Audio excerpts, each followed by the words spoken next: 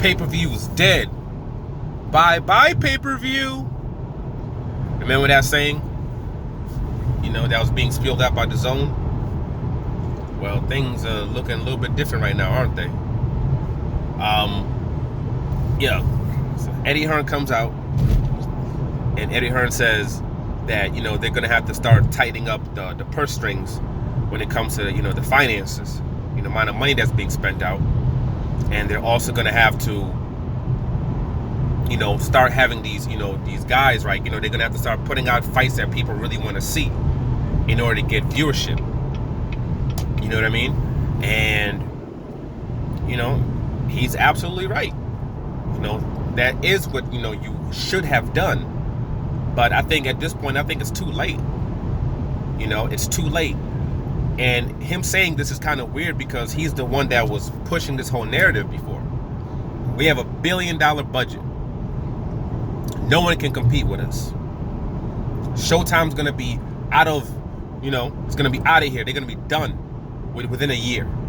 These were the things that he was saying.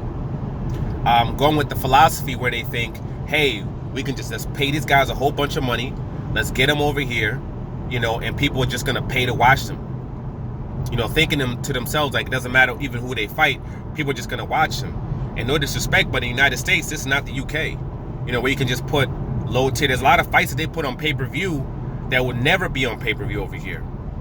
They would never be on pay-per-view over here, but they're pay-per-view in the UK, where over here, they would actually, a lot of those fights would be undercard fights. So that was a big thing. And then the biggest thing after that also was the amount of money that they're spending.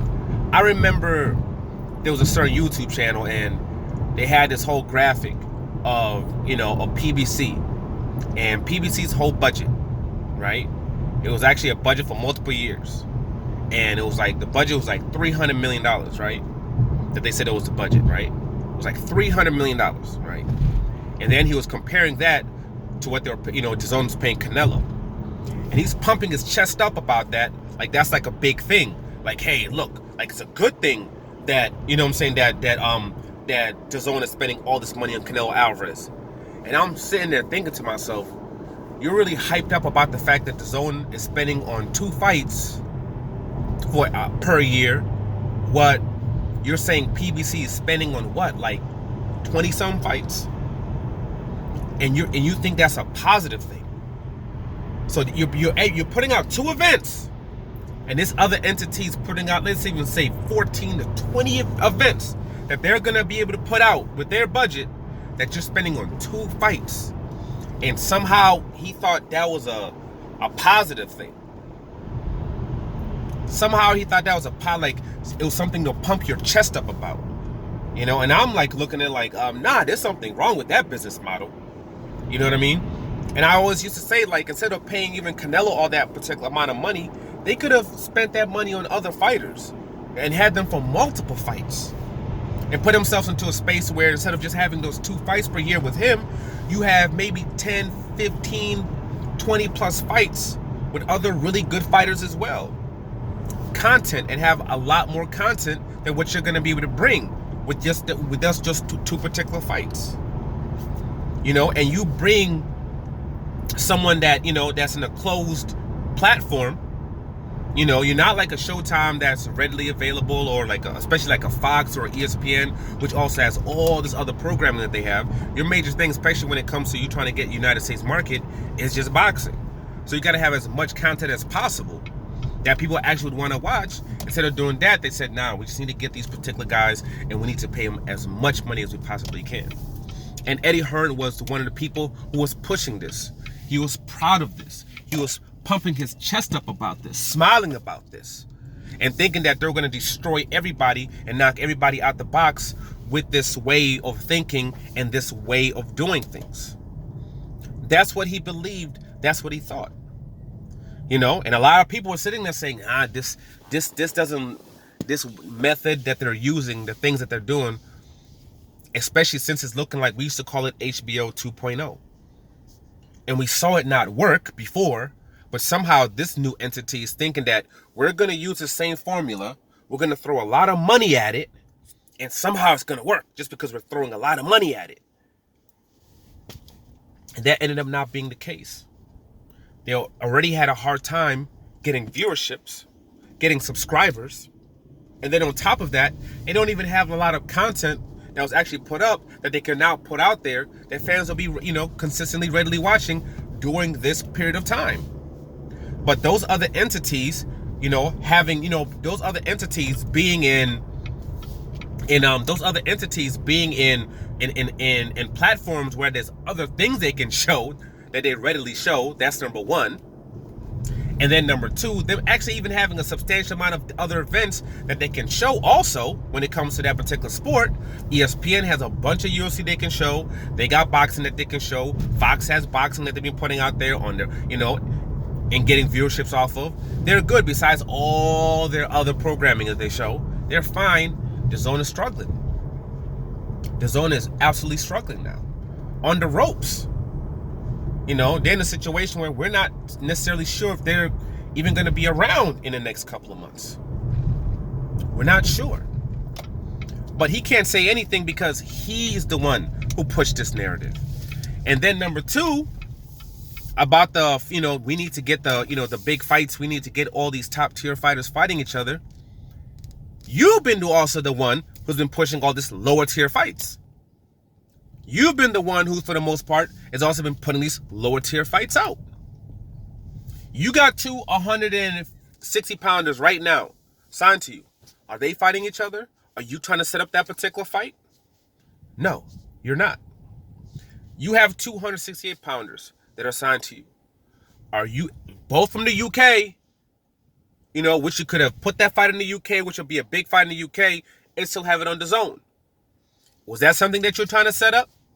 No, that's not something you're trying to set up at all. So, this is something you've been doing as well. This is something you've been doing as well. You had another 160-pounder saying, hey, they have a particular number that they want. If he's to come over to DZON to fight, you're a man. You could have actually if you're going to spend money, you could have spent a boatload of money to give that man Charlo that money to have him come over there. But Charlo keeps saying, yo, call Al Heyman, talk to Al Heyman, set it up. Talk to Al, but he'll keep on just directly contacting Charlo. Charlo contact Al Heyman. The dude ain't really trying to, basically just BSing around. Just BSing around instead of doing what's necessary in order to get those particular fights set up. Fights that people actually want to see. Fights that people actually want to see. You've had situations where you could have actually done that, but you chose not to. Because you want all your fighters to get that shot at Canelo. So you're not going to have all of them fighting each other.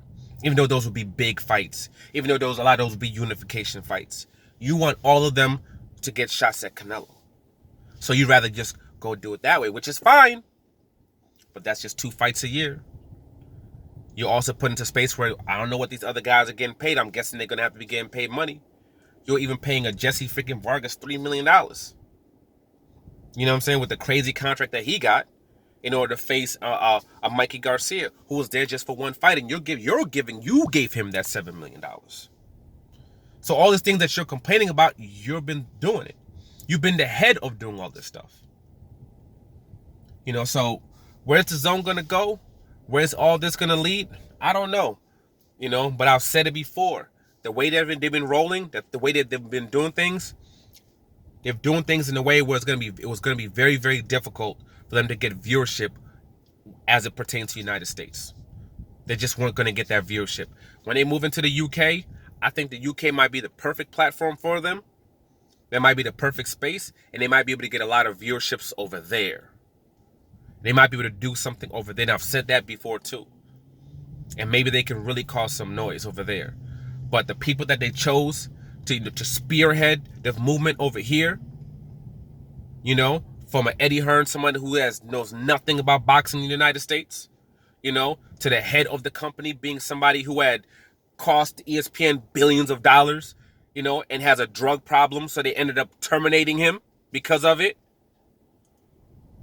Put him into a space where they had to have layoffs and all this other stuff. Having that be the man that heads everything, and then the the formula, the blueprint you use is one of a company that no longer even does boxing. We saw their boxing crumble because of the way they were doing things. It was asinine. And we're just into the place now where everything's starting to crumble. See what the future holds. Like, subscribe, share. I'm out. And Eddie Hearn, all the stuff he's complaining about, he's saying they need to change. I'll say it again. He spearheaded all of it. I'm out.